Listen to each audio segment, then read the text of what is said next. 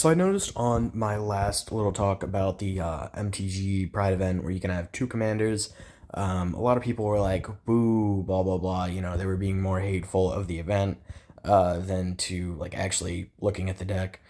So I'm just gonna try again. I'm gonna build a different deck, and maybe we'll get some actual feedback on the deck and not the event. So this is it. This one's a bit more budget friendly, about 150 bucks. The missing prices are literally just because it's using new lands. So it runs Doc Arlock, Grizzle Genius, and Lilia, the Blade Reforge as the two commanders. Definitely an odd couple, but whatever. So spells you cast from your graveyard or exile cost 2 less to cast, and plotting cards cost 2 less. And then Lilia, when she attacks, you exile the top card of your library, and whenever you exile one or more cards, put a +1/+1 counter on her. Notably, so if a player is instructed to exile cards from their library until a certain event happens, that player exiles those cards one at a time, so her ability will trigger a whole bunch of times. So we're going to be using effects like Cascade or Discover to hopefully get a whole bunch of triggers and pump her up and get her really big with the alternate win con, game plan, whatever, exiling cards that are going to cost 2 less with Doc Orok, and just gaining a whole bunch of value running through the deck, whatever. So Bloodbraid Marauder, mostly here for the Cascade. However, being a 2-mana Cascader, I think there's about 4 1-mana spells in the deck, which is intentional. So theoretically, you're going to be running through like 10 cards or more before you find one. You'll get 10 counters on Lilia. Inti, Essential of the Sun. So there's a couple ways to discard in the deck besides just Inti himself. But whenever you discard one or more cards, you exile the top card of your library, put a trigger on Lilia. You can play until end of turn. And then when it attacks, you can discard a card to put a +1/+1 counter on target attacking creature. It gains trample. So one note about Lilia, she doesn't have trample no matter how big you get her. I say her. I think technically it might just be it's a sword. However, it does have like somewhat feminine features. So I'm not entirely sure. I call Lilia she. It's a somewhat feminine name. Whatever. So anywho, whenever you attack, you may discard a card. When you do, put a +1/+1 counter on target attacking creature, whatever. So she'll gain trample, which is important to her game plan. You'll exile that card, which will give her +1/+1, and she'll get +1/+1. So it's just a way to pump her up and get in for damage.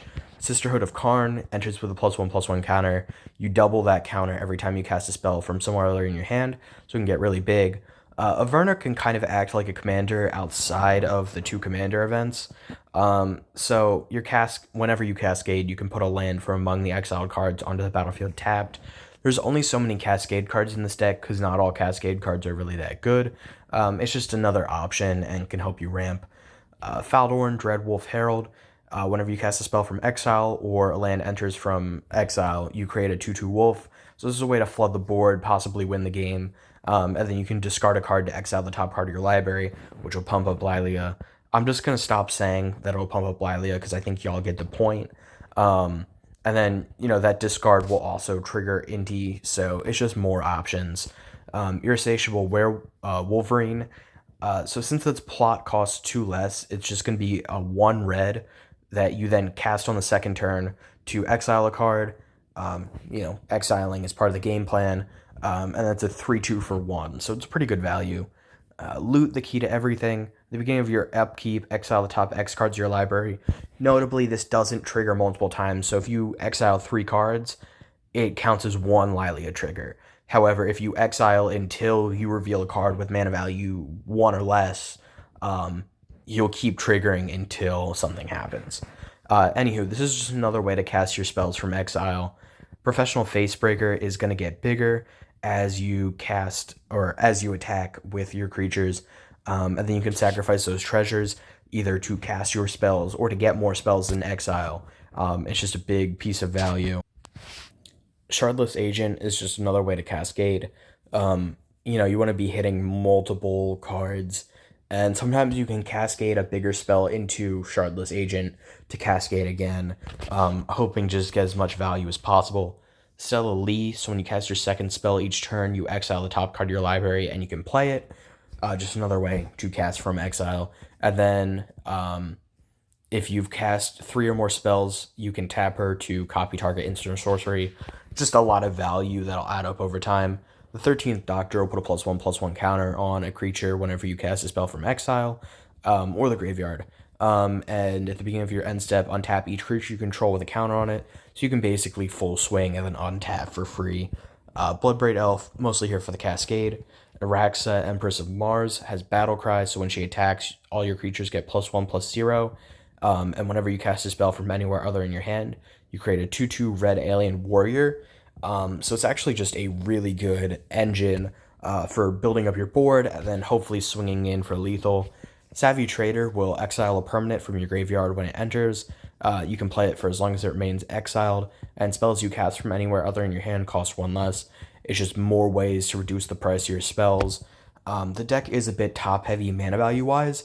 However, because so many spells are going to be cast from exile and have their price reduced, it's going to be a lot faster than you think, especially because Doc Orlock comes down turn 2 and Lilia comes down turn 3 if you're, so inclined to get the mana out that way. Tectonic Giant, so when it attacks or becomes the target of a spell an opponent controls, it either deals 3 damage to each opponent, or you exile the top 2 cards of your library and can cast one of them. It's just another way to exile spells, or that damage could be enough to finish off an opponent. Not that 3 is really a lot, but if you can repeat that, swing in multiple times, that could be enough depending on what you're looking for. Wild Magic Sorcerer will make your first spell you cast from exile have Cascade. So then you're casting more spells from exile, exiling more cards, getting more Lilia triggers. Lier, Disciple of the Drowned, kind of works for both commanders.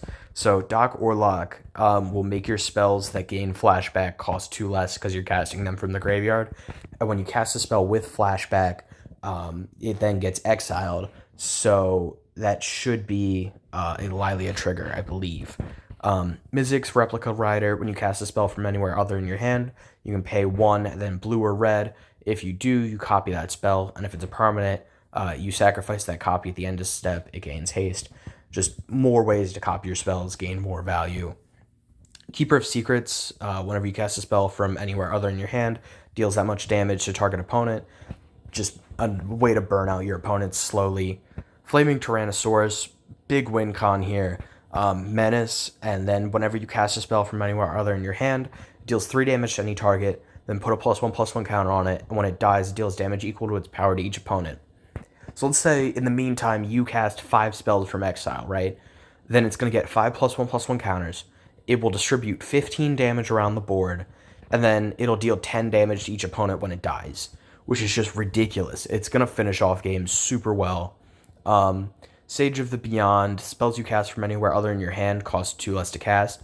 Just a way to reduce your spells.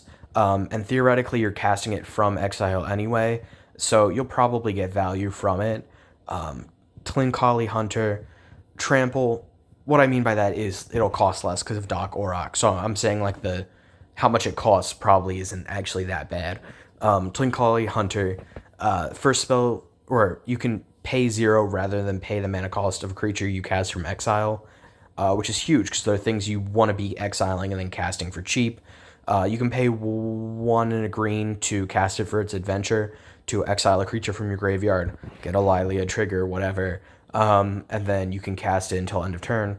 So it's just a lot of value overall. Experimental Synthesizer, exiling spells is always going to be good. Soul Ring for ramp. Gruul Signet for ramp, Izzet Signet for ramp, Simic Signet, Arcaden Signet for ramp. Then full talismans, so creativity, curiosity, impulse. I like to run signets and talismans more than I like to run green ramp. I have a rampant growth in the deck, however, I think cultivate, I want to get my ramp down as fast as possible. I don't want to be paying 3 mana for cultivate.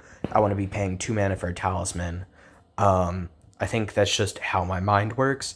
However, if you're building a deck like this, run whatever ramp you want. I think ramp is pretty customizable.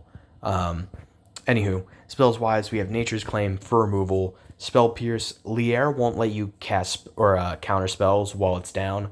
However, it's just nice to have a Spell Pierce for consistent removal.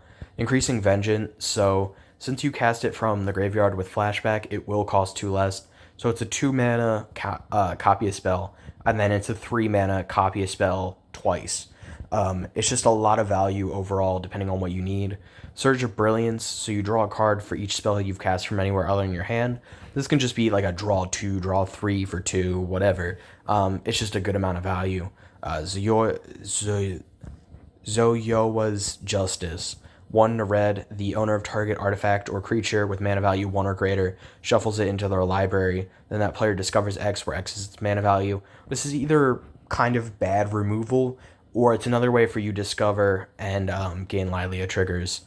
Chaos Warp, just removal. Seething Song for ramp. Violet Outburst for the Cascade, mostly. Personal Tutor, it's another way to get spells that cascade, or to get removal spells, or whatever you need into your hand. Contest of Claws, you're mostly there for the discover ability. However, it's also removal in a sense. Lilia is definitely going to be bigger than most other creatures on the battlefield, so it's basically just a kill spell. Rampant Growth for ramp. Reckless Impulse and Ren's Resolve. You'll only get 1 Lilia trigger because the 2 cards are exiled at the same time. However, it's just another way to get cards in exile that you can cast. It's really important to be able to get those cards into exile. Embrace the Unknown, exiles the top 2.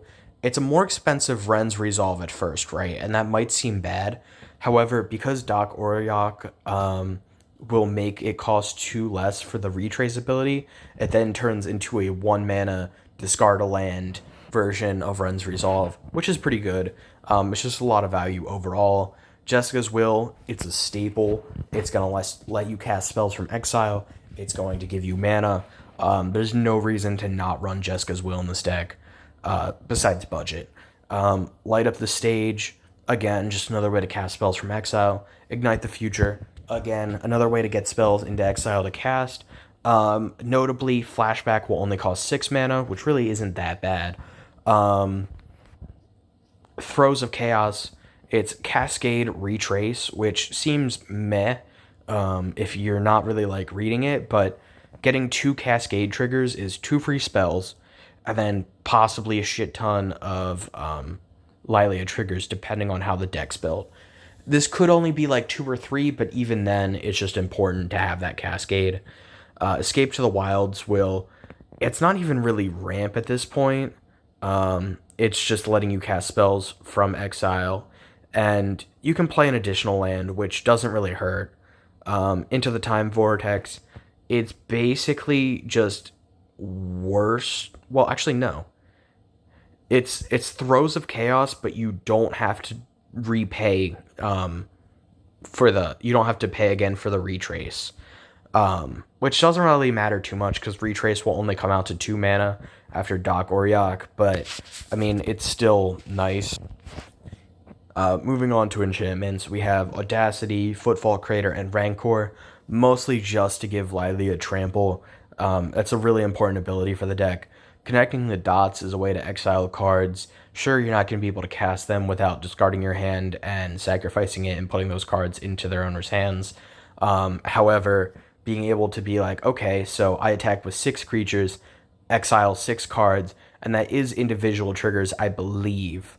So you should get a whole bunch of Lilia triggers from that. It's just an attack trigger and not a damage trigger. It'll make her even more threatening in combat. Passionate Archaeologist. So whenever you cast a spell from exile, it deals damage equal to the spell's mana value to target opponent. Notably, so they didn't really think about balancing backgrounds into, this event, but both of your commanders will have this. So you cast a 5 mana spell from exile, Doc will trigger, Lilia will trigger, and it'll deal 10 damage to target opponent.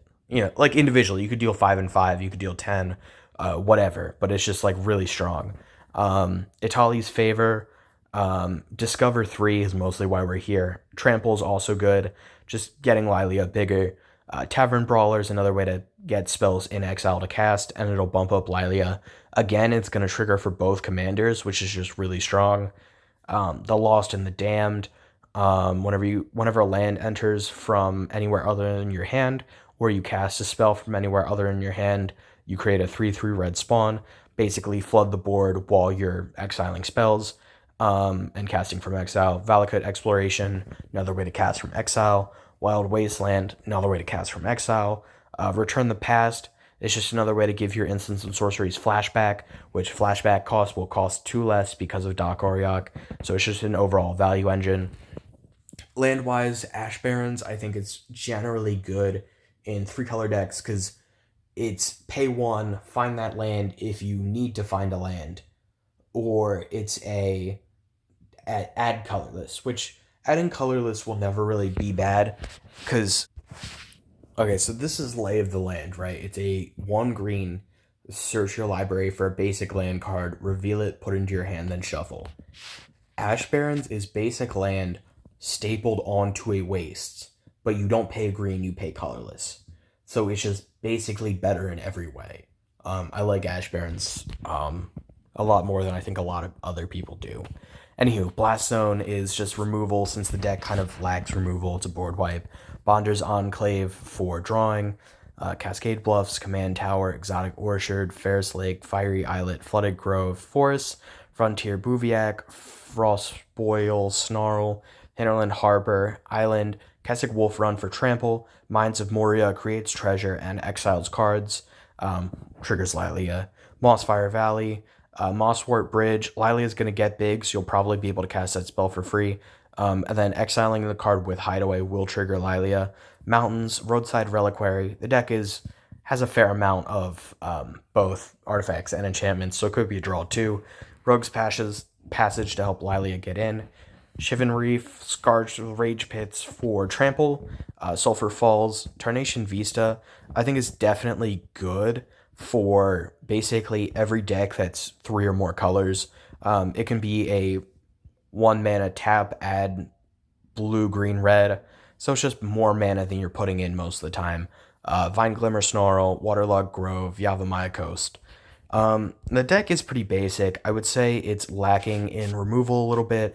However, it has a very solid game plan. So if we were to just like play a game here, okay. So we go turn 1 Mountain into turn 2. Wow. Okay. I should have gone turn 1 Forest, but I didn't think about it. Into Talisman, into Forest, into I think here we would go blue, green, Doc Oriok, and then we would plot Irascible Wolverine. So we're gonna plot that for 1 red.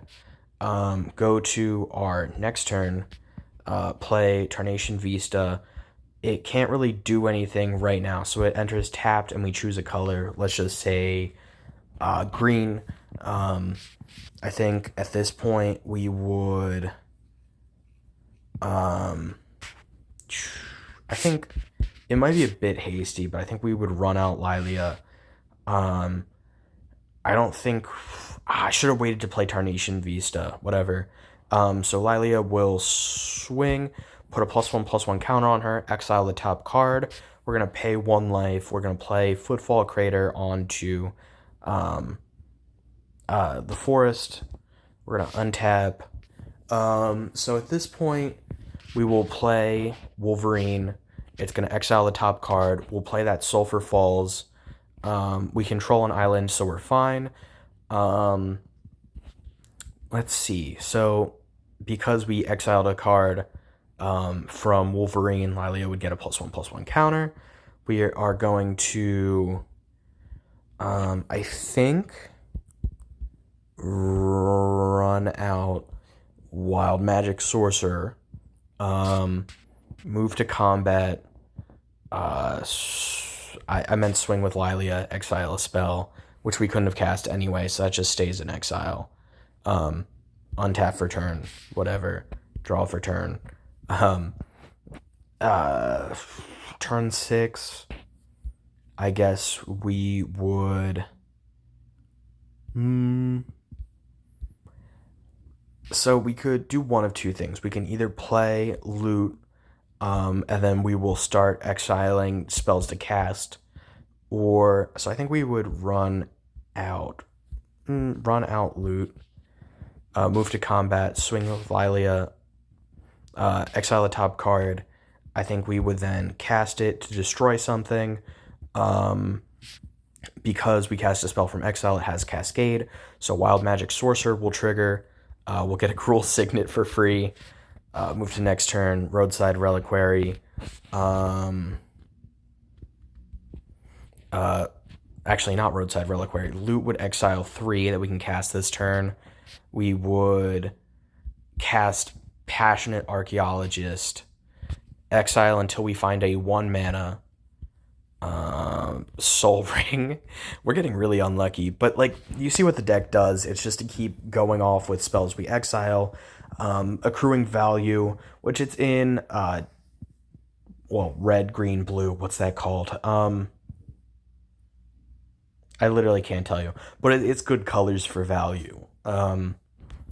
Anywho, let me know what you guys think. What cards should be added? What other commanders would you like to see together? I've been thinking about doing a bear, you know, bear, bears. I've been thinking about doing bears, a bear deck, because bears are cool.